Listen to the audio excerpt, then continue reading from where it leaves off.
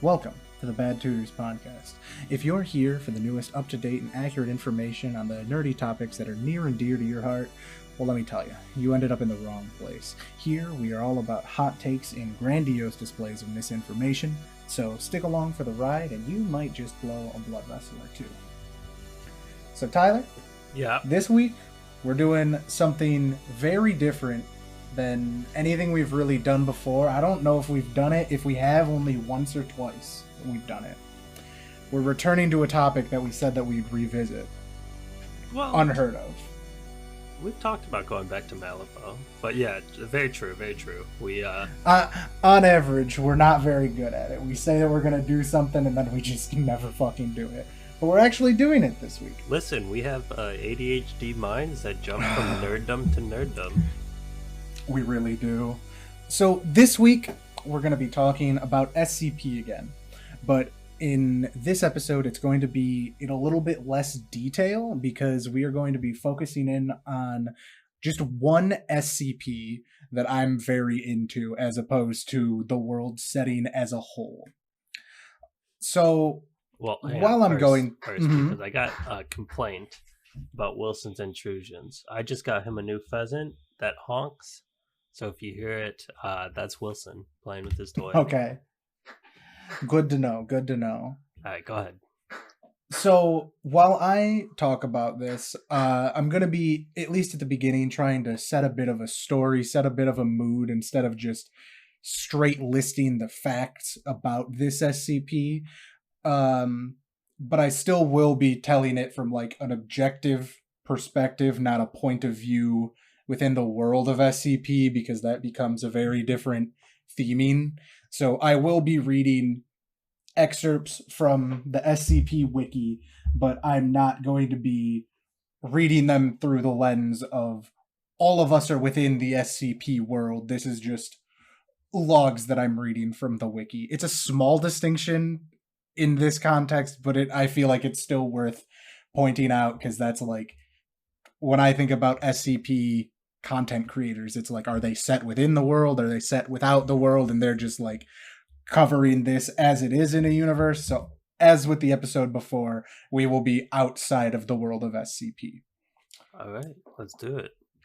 So with that covered, we are going to start this out with an excerpt from the log of one Eugene Getz.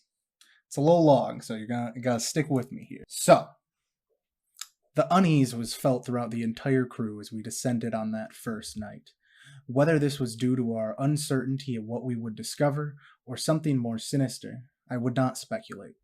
As we continued to descend, Williams began sweating profusely.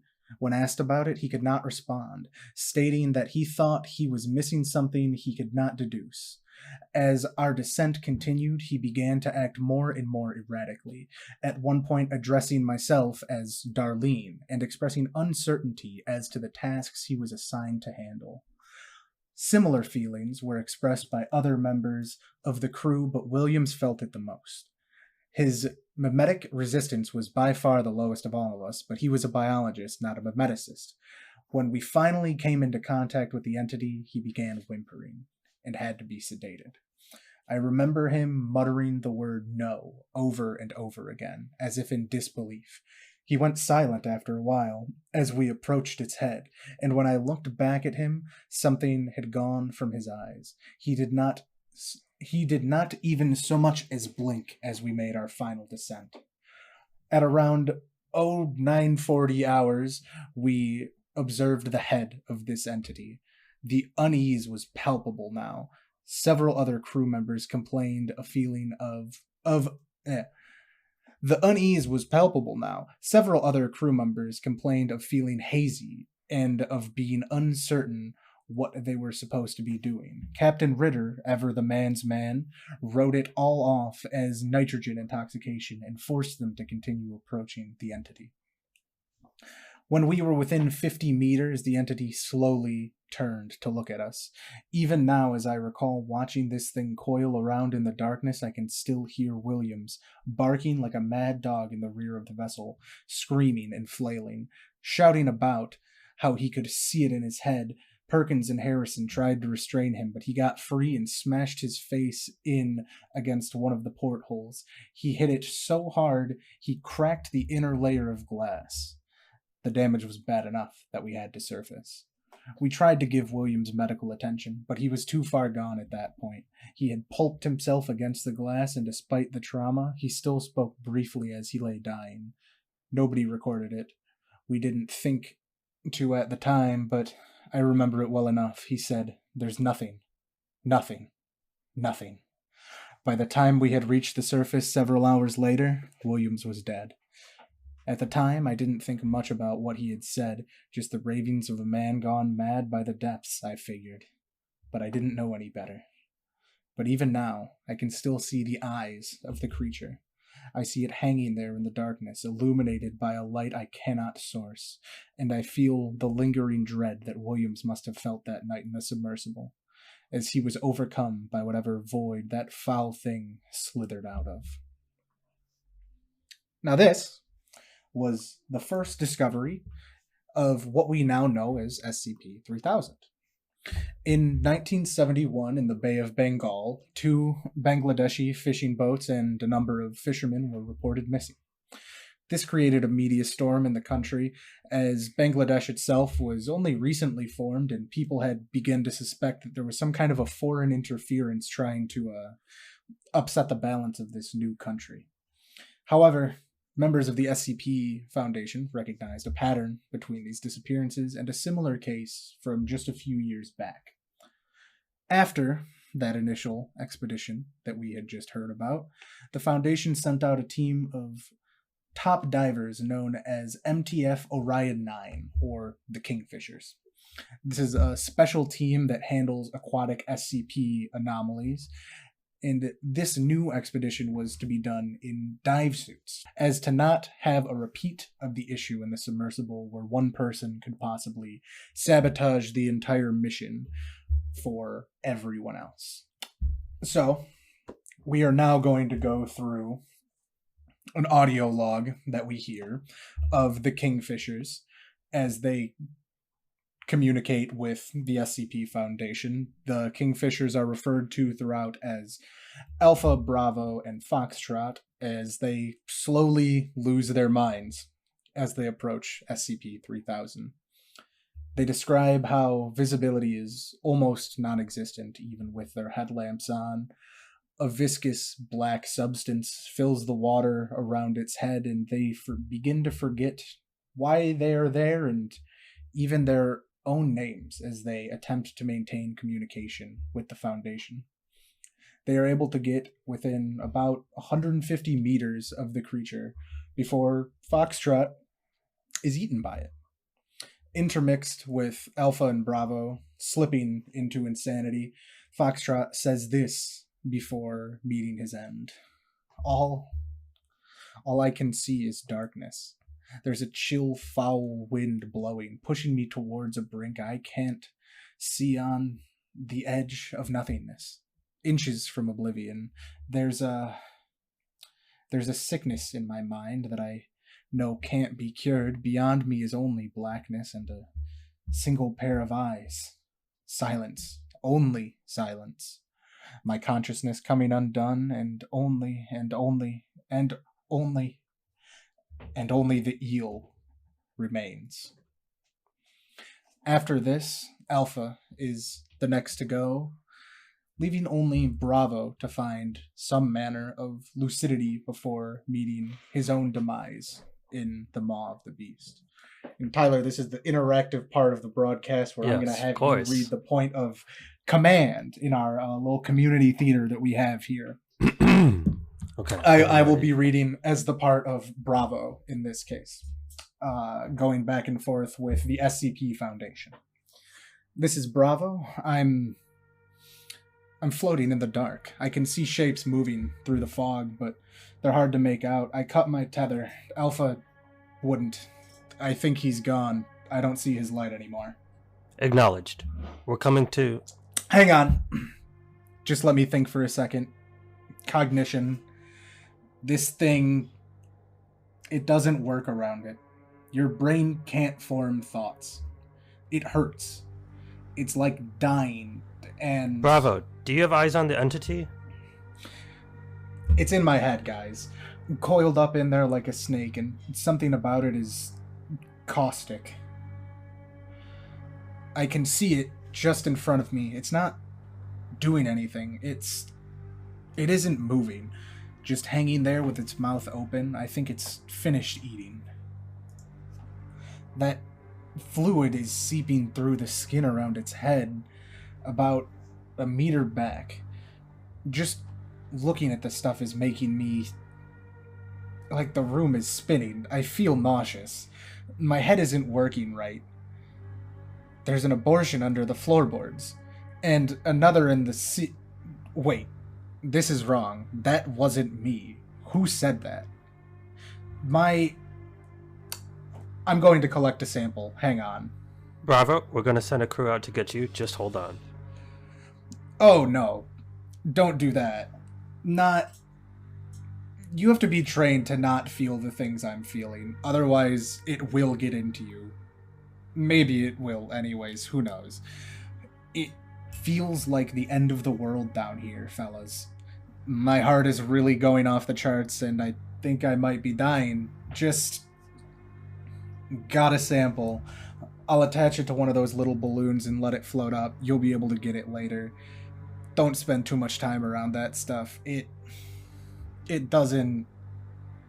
Your mind, Bravo. I think I'm dying. I'm dying. I know I'm dying. This is it. I just want to get away from here, it occurs to me. Don't send anyone else out here. It's too dark. Bravo. So, that wraps up that transcript as well of the last known contact with the Kingfishers before anything was retrieved from SCP-3000. So, with the kind of layout and establishment of SCP-3000, I am going to get into the more objective side of talking about this SCP. But first, of course, that was a lot of fucking information and dialogue. Tyler, you got anything to add to that? I mean, besides the obvious Lovecraftian sort of vibe to it, we got isn't that there's an abortion under the floorboards. Isn't that a quote from somewhere? Is it? I certainly didn't recognize it. You could definitely be right. Oh, it just shows up in a bunch of SCPs. Yeah, so there's an abortion one under in the floorboards floorboards. too. Yeah. And there's one in the sink too. I guess. Interesting. Let's see. I see SCP-1782. Yep, that's what I'm looking at. Maybe it's just a reference to that one. Yeah, just like a running joke with an SCP or something. Interesting. I'm glad that you caught that, because I certainly did not. I thought he was just going insane, as one does when under the influence of this SCP. Yeah, that I might have to look into that a little more. I'm certainly curious about it. Do you want me to tell you a little bit about SCP-72? Real quick? I mean, wait, 1782? 1782? Yeah, Okay. So if you got some stuff on it. I kind of looked at it for half a second, but yeah, if you got some stuff, go for it. Alright, so it's a room measuring 42 or 45 square meters in an abandoned apartment complex located in Kiev, Ukraine. Imprints over the archway. Entering the room, read, oh god. Jedna Devat Osemd 198D. Oh, that's just D. That's just the letter D. Nice. So the room materializes empty. The sound of metal scraping against metal can be heard. A disembodied voice can be heard repeating the phrase, shakes me, makes me lighter.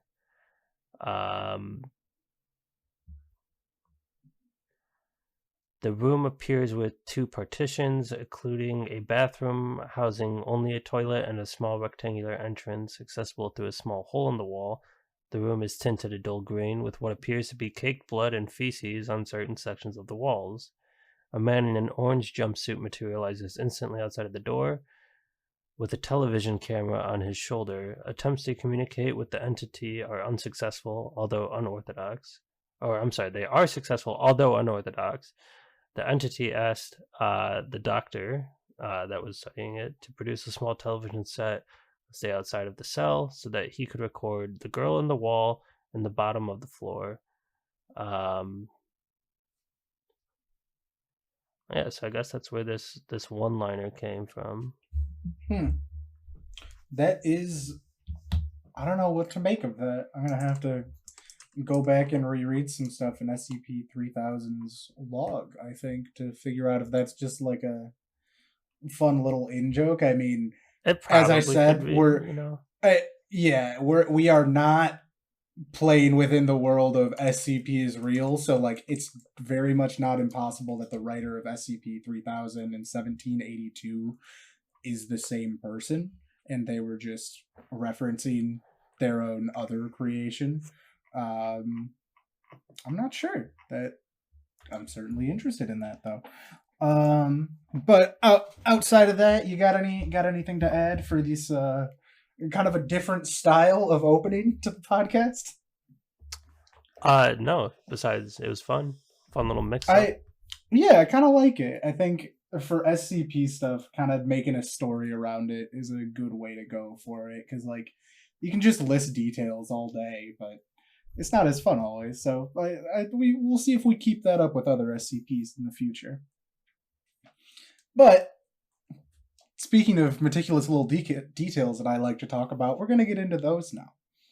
So, SCP-3000 is actually a Thaumiel class entity and is listed as a Class 8 cognitohazardous entity as well, which we'll get into what that is a little bit later. But for a brief thing, it's something that fucks with your head, which clearly this one does.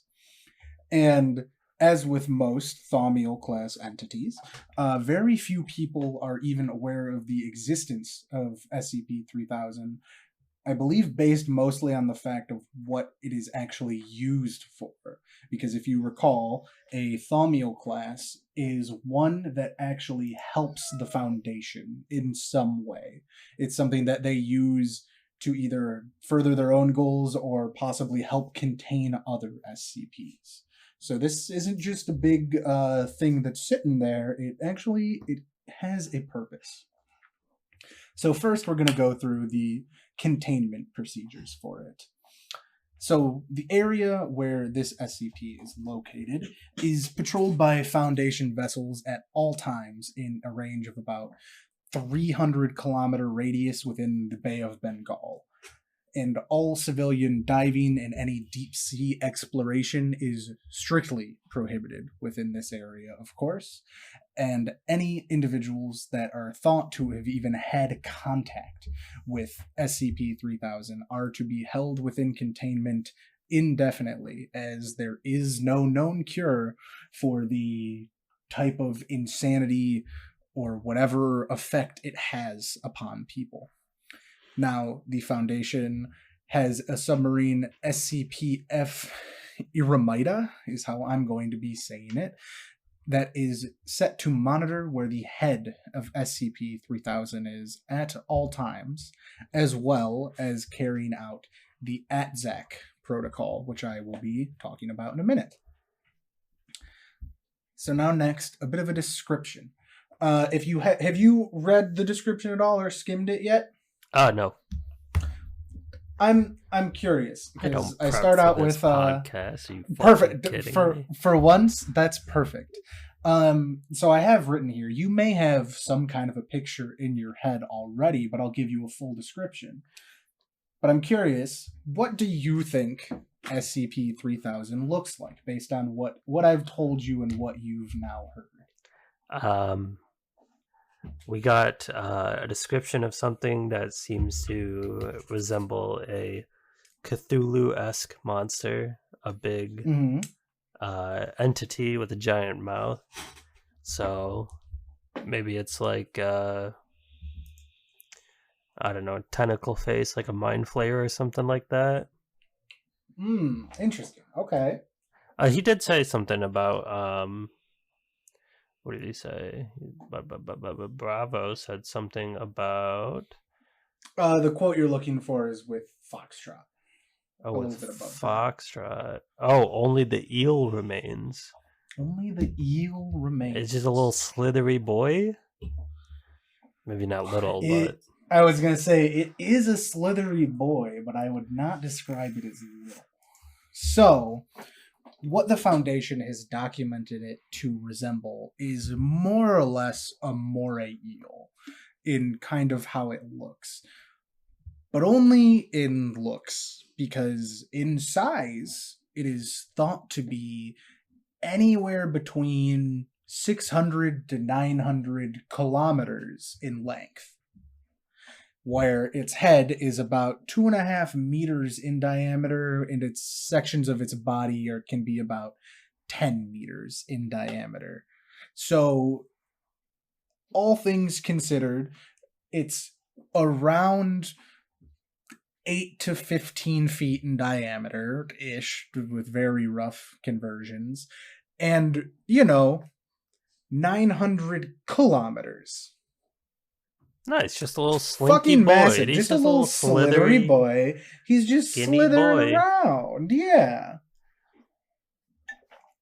On top of this simply absurd size, it is said to be incredibly sedentary, moving its head only to react to any kind of stimuli or during feeding. But while I say feeding, it is carnivorous and can move quite quickly when it needs to, even though it rarely moves at all. But the Foundation actually hypothesizes that this creature doesn't actually need to eat to survive at all. But they have observed that when it eats, it excretes a substance that was mentioned in the dive of the kingfishers, and this substance is now known as Y909. So being listed as a cognitohazardous entity, this means that any direct observation of SCP-3000, as well as simply being in its vicinity, can cause any number of mental alterations, including inexplicable head pain, paranoia, general fear and panic, as well as memory loss or full memory alteration. So he's kind of like a big, spooky, scary boy. And as I've said, this is absolutely an essential SCP to the SCP Foundation in the modern day. And you might be asking yourself, well, why the fuck is it listed Thaumiel? We haven't really said. I would certainly think that the 600-kilometer minimum moray eel would at least be considered difficult to contain, and it sounds very spooky and scary, so you'd think it'd be a Keter SCP. But it's not. So, before I say exactly what it's used for, to keep a little more suspense with this, I am going to outline a very brief explanation of the ATSEC protocol as it is executed. So first, members of MTF Epsilon 20, or the Night Fishermen, will prepare a D-Class personnel for the procedure by administering a sedative and putting him in a high-pressure diving suit. That D-Class is then put into the airlock of the SCPF Eremita and is connected to an underwater ROV, or remote operated vehicle, and I only say that because I had to look it up. I think I'm the stupid one that didn't know what that meant. The ROV will then deliver the D-Class to the designated feeding area and detach from him or her and return to the Eremita. From there, the crew of the ship will monitor SCP-3000's position and ensure that it does not move too far from the feeding site, and will receive any updates if necessary from the Foundation should different courses need to be set. Now, during this feeding session, absolutely under no circumstances are any personnel permitted to leave the Eremita without very specific authorization. And then finally, after this feeding session is over and the total consumption of the D-Class personnel is finished, SCP-3000 will begin to excrete Y909 from its head and neck. I believe it calls it the foremost region within the actual entry, but it's from the head. It's pretty well said in everything else, so I don't know why they had to call it that, other than to sound scientific, I suppose. So, of course, you might be saying everyone goes fucking insane when they're by this thing, and especially in the goo. How are they able to do it?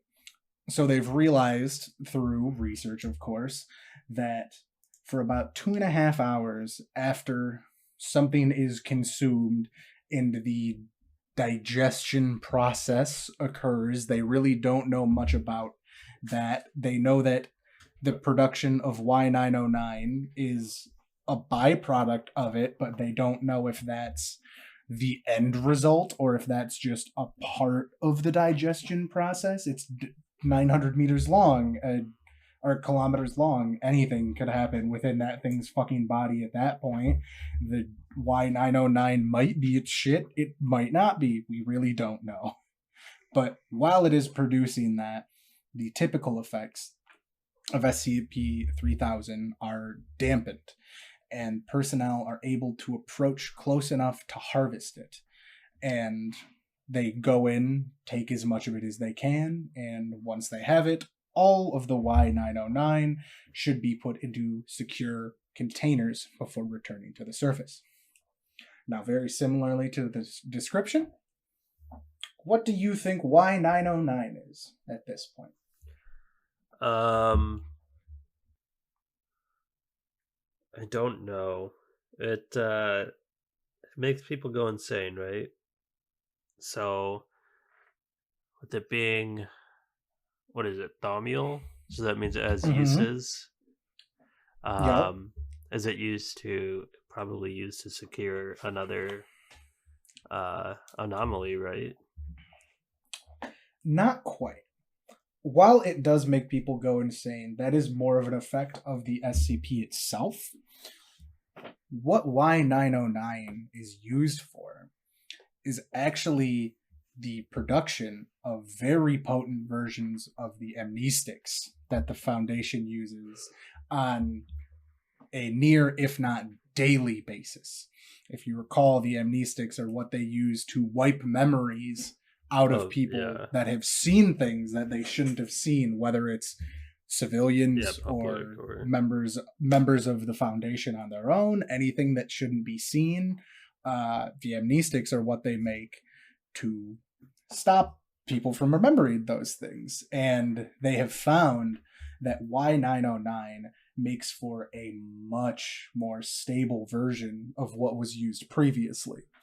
I do not know what was used previously. It doesn't say in the entry, but whatever it was, this new substance is far superior in many, many ways. The first thing that they state is that amnestics made with Y909 break down 78% slower in cold storage, as well as 52% slower in room temperature storage. Individuals treated with these kind of amnestics using Y909 have been shown to have a marked increase in suggestibility, memory clearance, and a significant decrease in additional side effects. And they are also shown to have fewer intrusive memories, with some even boasting no intrusive memories whatsoever after 10 years. So this is obviously incredibly important to them to be able to continue to produce this substance and keep SCP-3000 in check and know where it is at all times. Luckily, it doesn't seem to move very much or have any real intention to, but that's the whole thing. I think that one's super interesting. So that's as I say here, it's kind of the very long and short of SCP-3000. As always, there is just so much more I could talk about this SCP, but we would be here all fucking day. Personally, I think this is one of the more interesting SCPs, not only because the ocean kind of terrifies me at a very core level of my being, but I like SCPs that kind of build out the world more than just telling a story within it. We all love our uh 682s in our infinite IKEAs, and there's a lot of fun in those, but there aren't as many that I have found personally. There's fucking thousands of them. I'm sure they're out there, but I haven't personally found as many that build the world as much as that one that the memory loss drug comes from, in my opinion. And it also, as always, brings up the kind of moral questions that we have to confront when we're talking about SCP in general. Is killing people for this substance that the Foundation uses very consistently. I'm pretty willing to bet if you go into any entry, it's probably going to mention sometime that someone's mind got fucking wiped. So they use them all the time. Like I said, multiple times a day, every day, at every location that they have, if I were to guess. So I couldn't find how often the ATZAC protocol needs to be performed, but I imagine it has to be pretty fucking frequent to keep up with the demand of how much the Foundation needs to use amnestics. I don't know, obviously, how much one dose is compared to this and what the refinement process is, but I didn't list all of the versions of amnestics that Y909 is used in, just because I think dropping those terms just means nothing realistically. It's not like we didn't like go into the different ones. It's just the different classes. But I'm guessing that it's most of them.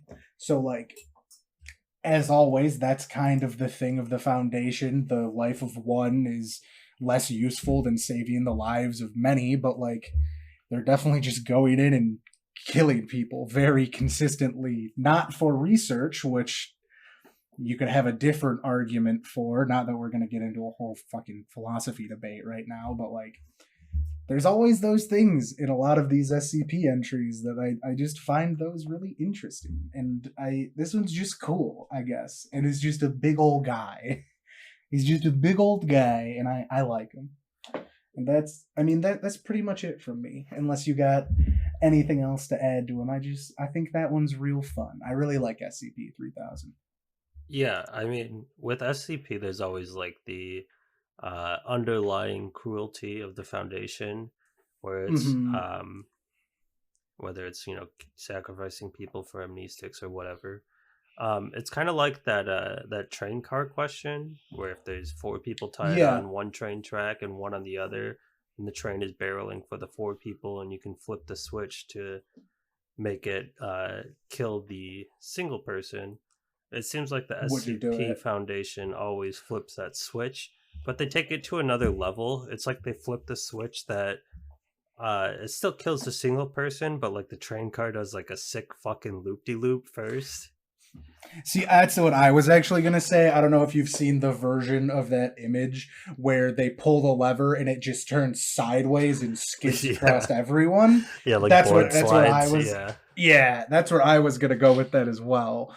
But yeah, I agree. I think that that's a lot of what makes talking about SCP interesting, even if it's not something that is like an active discussion that you're having.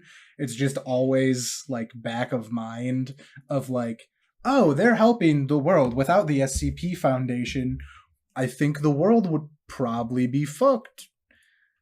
But like also they're crazy authoritarian, like killing hundreds if not thousands of people a day at the cost of this. So like how far are we willing to take it before it's like, well, you're really hurting things more than you're helping things? And in fairness, I would argue in this world, the hurt would have to be fucking immense. Like, there are multiple SCPs that if the Foundation wasn't there, it would for sure, the world would end. Like, yeah, not a question. Like, it would. Like, and you can say, because even within the fiction of SCP, there are other foundations that argue that the way they're doing it is wrong, and they would still contain these world-ending SCPs, but like they, without a doubt, if someone wasn't locking down on these, the world would be over. It's not a question, it's a fact. It's a statement of fact in this universe. Yeah, and if you look at one of my favorite SCPs, 2479, I don't know if you're familiar, but it is it's like a fairground where to gain admittance you are given like an animal mask, and you place that on your face, and then you become very real, like hybrid versions of whatever animal mask you're wearing. Interesting. Something like that, which is located in like the middle of, like, I don't fucking know, Idaho, I think is where it is. Or maybe it's like Washington State. Sherwood, Oregon. Okay, Oregon. You know, same fucking thing. Idaho, yeah, Washington, right around Oregon. Yeah. Middle of fucking nowhere. Not a whole lot. But like even then, if they didn't have the use of like these amnestics, that would get out, and people would lose their fucking mind, and there'd be like a huge issue there. So even without factoring in, we have to keep radio silence on these world-ending anomalies, there's also just the everyday ones that are just like a little bit fucked up and shatters people's concept of reality that they have to keep sort of in lock as well. And Wilson doesn't like that one at all. Wilson does not like that one. He does not like SCP-2479. No, he's not a fan. He thinks there's enough animals in the world already, and there doesn't need to be human-animal hybrids. He also doesn't like masks. Oh, true. I put on an eye patch for Halloween last year, and he barked at me until I took it off. Oh, weird. Really? Yeah, it's like just an eye patch, but yeah. Anyway, but yeah, that was a good story. I like this one. Very cool. Yeah, cool. I'm a fan of it, and I kind of like that style. It's a bit of a mix-up to us just... I don't want to say that I don't like us just, like, talking about things, obviously, but, like, we haven't had any, like, real story-style things, and I think that for SCP specifically, that kind of really fits.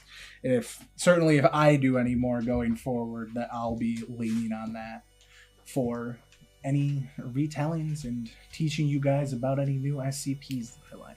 Yeah, and I think I might also have some more story-driven episodes that I lead here. I recently told you about a project that I did not realize the vast undertaking that it was, because there's so little concrete information out there. But I was kind of wondering about that. I'm still gonna go forward with it to the best of my ability, and we'll see where it takes us. I mean, hey, as with a lot of SCP things and things that we've done before, like Malifaux, if you get it out there, we might be one of the only people fucking covering it, realistically. Yeah. Especially knowing the property that you're going to talk about. Yeah, nobody cares we about might this be part one of of the only people talking about it. That'd be cool.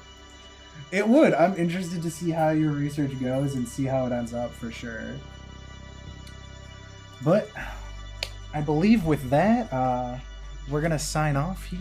We hope you have a great rest of your week, weekend, day, whenever you happen to be listening to this one.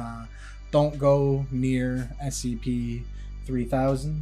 And from there, I've been Ian. And I'm always Tyler. And oh my god, SCP-2479 is the Catgirl anomaly.